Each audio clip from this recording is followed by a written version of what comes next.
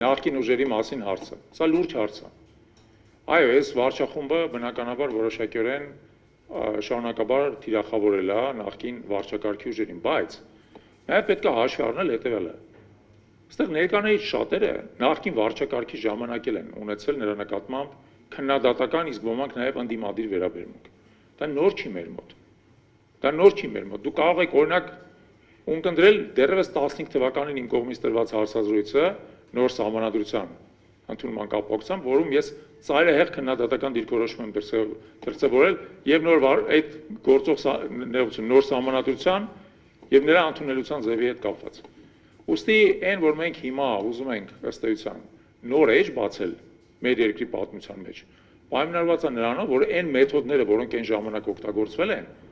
ոչ միայն այլևս ակտուալ չեն, նրանց վերակենդանացումը վնասակար է լինելու մեր երկրի համար, պարզապես վնասակար է լինելու։ Չենք ուզում էլի, անցյալի կրկնությունը պետք չի եւ ընդհանրապես ասած հայտնի է էլի, որ անցյալը չի էլ վերադառնի։ Պետք չի հետ գնալ, մեզ պետք է առաջ գնալու համար պետք է ինչ-որ պահի ուղղակի հստակ դիստանցավորվել, ասել դուք սենց եք, մենք նենց ենք, դուք սենց եք, մենք նենց ենք։ Սա է մեր տարբերությունները։ Սա է մեր տարբերություններից մի հատ պարզ համացան վրա ձեզ ասեմ։ Նախորդ վարչախմբի ժամանակ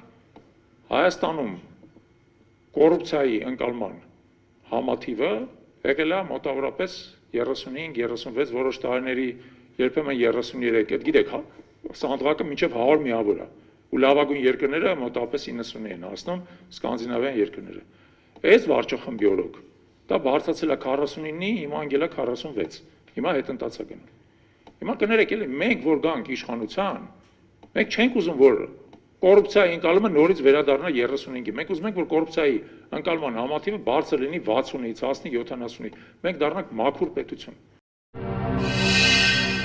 Բաժանորդագրվեք Արմադ մեդիայի ալիքներին YouTube-ում, Facebook-ում, Instagram-ում և Telegram-ում։